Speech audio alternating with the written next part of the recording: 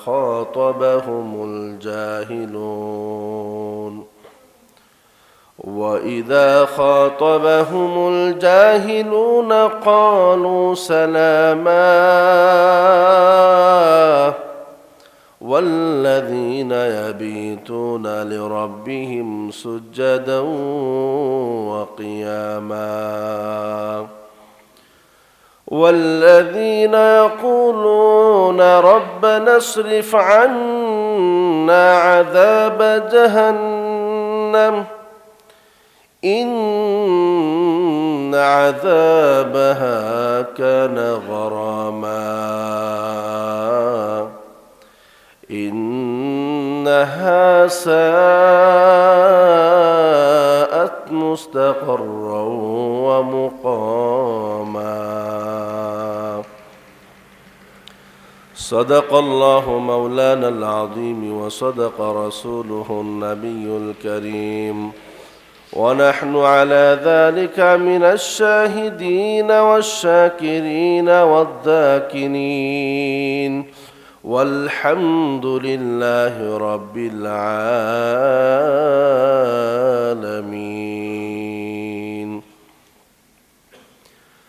سبحانك لا علم لنا إلا ما علمتنا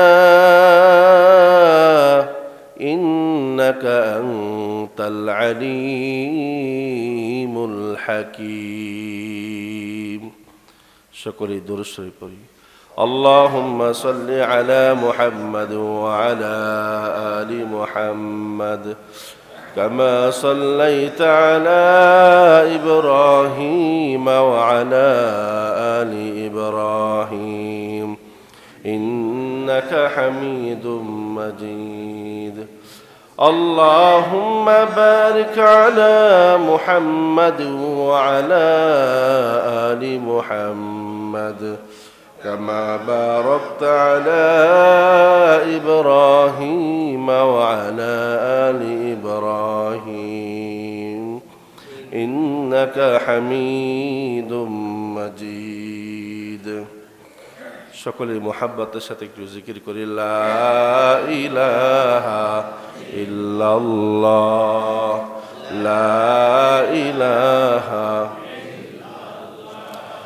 লা ইলাহা ইল্লাল্লাহ লা ইলাহা ইল্লাল্লাহ লা ইলাহা লা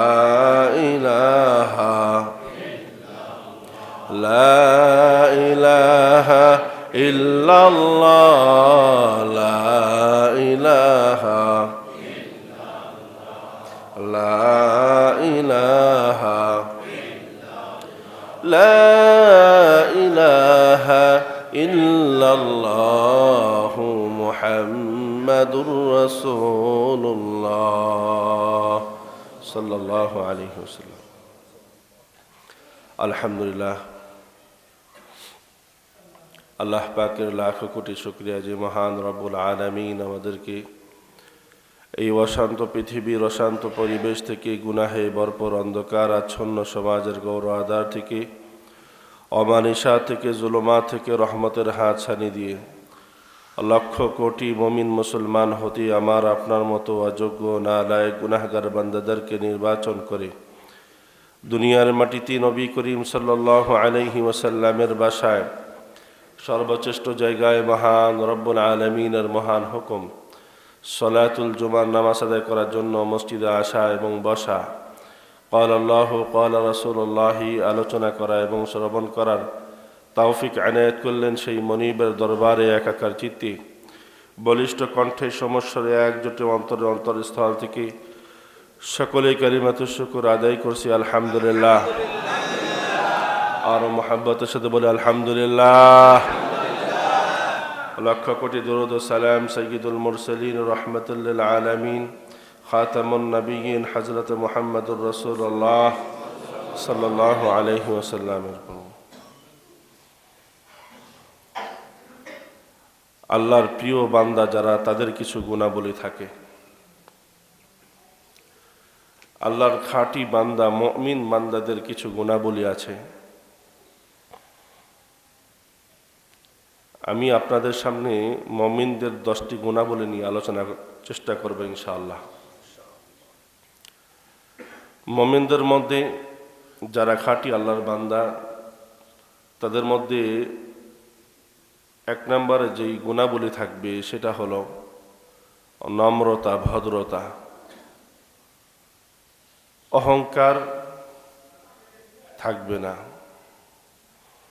আল্লাহর হাবিব শিখায় গেছেন যে তোমরা বেশি বেশি এই দোয়াটা পড়বা, আল্লাহুম্মা জাআলনি শাকুরা ওয়াজআলনি সাবুরা ওয়াজআলনি ফি আইনি সগীরা ওয়াজআলনি ফি আইনিন নাসি কাবীরা।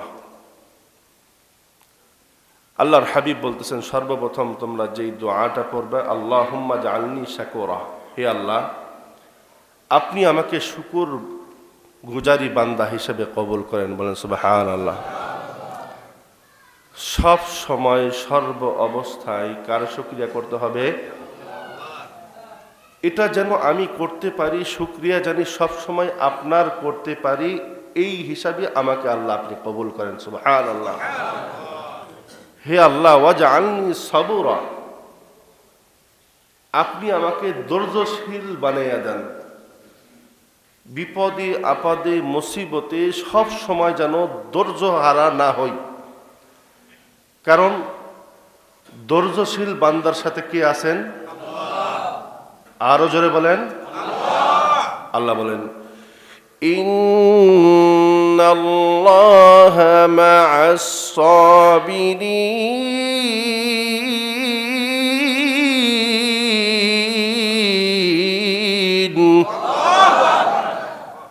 আল্লাহ তাআলা বলেন আমি নিশ্চয় সাবির ধৈর্যশীল বান্দাদের সাথে আছে। সুবহানাল্লাহ।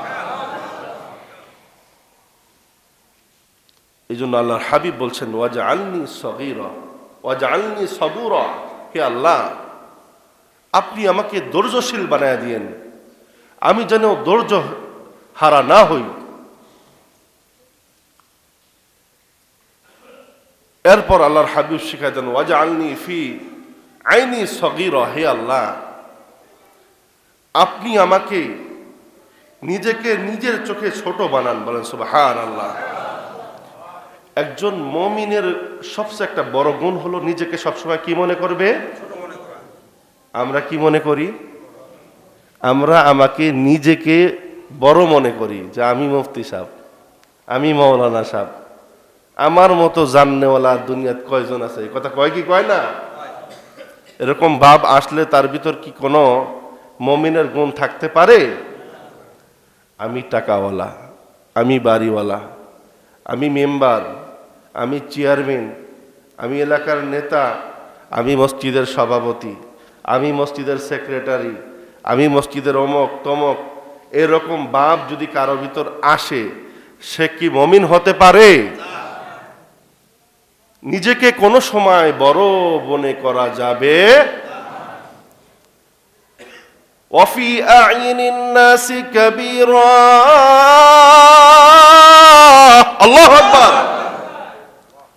আল্লাহর হাবিব বলতেছেন তোমরা আল্লাহর কাছে বলবা যে হে আল্লাহ আমাকে মানুষের সামনে আপনি বড় বানায়া দেন। সুবহানাল্লাহ।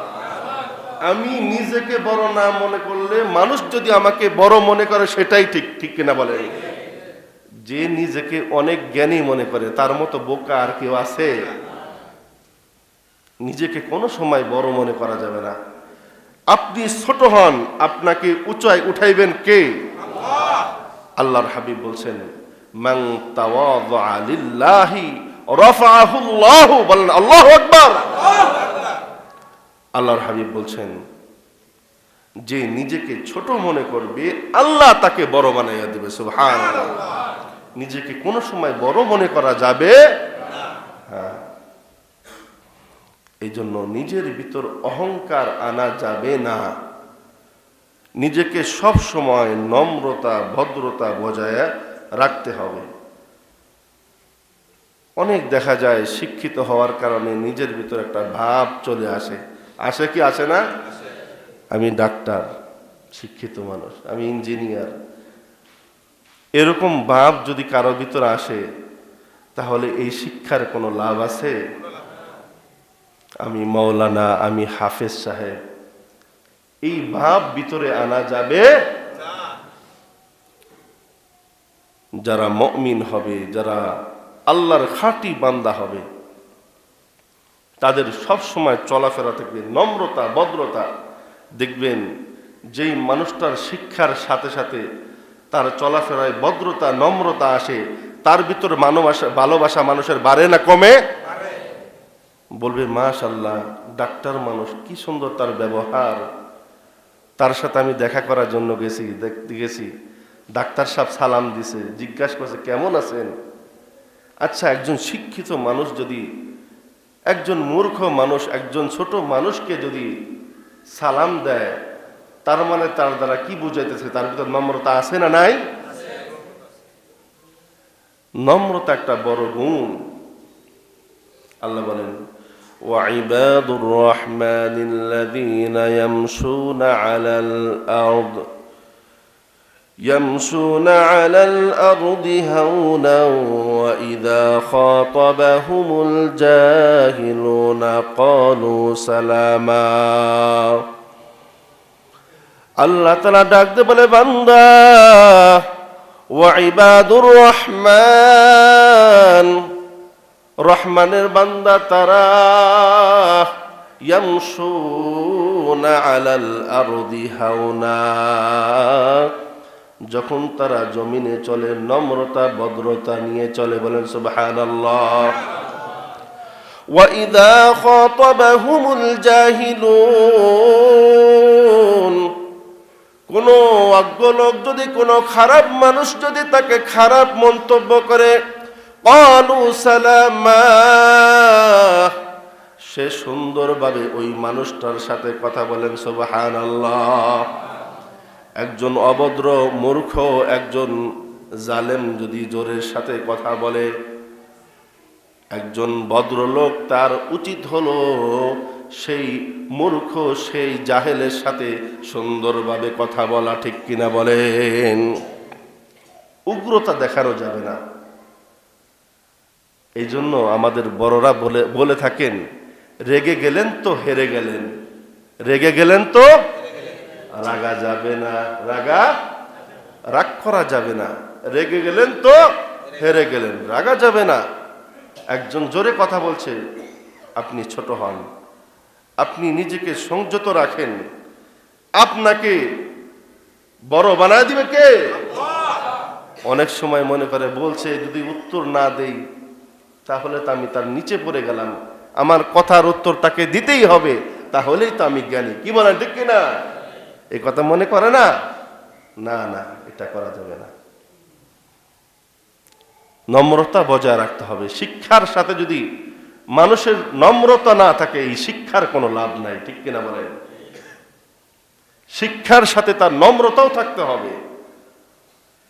শিক্ষা আছে, নম্রতা নাই, এই শিক্ষার কোনো লাভ নাই। ডাক্তার হতে পারো, ইঞ্জিনিয়ার হতে পারো, মুফতি হতে পারো, মুহাদ্দিস হতে পারো, তুমি মাওলানা হতে পারো, কিন্তু তোমার কথাবার্তায় আচরণে যদি পরিবর্তন না আসে, তোমার এই শিক্ষার কোনো লাভ নাই। ঠিক কিনা বলে? মুমিন বান্দার এক নম্বরের যেই গুণ, তার ভিতর নম্রতা ভদ্রতা সভ্যতা থাকতে হবে। 2 নাম্বার, তাহাজ্জুদ অর্থাৎ নফল গুজার হতে হবে।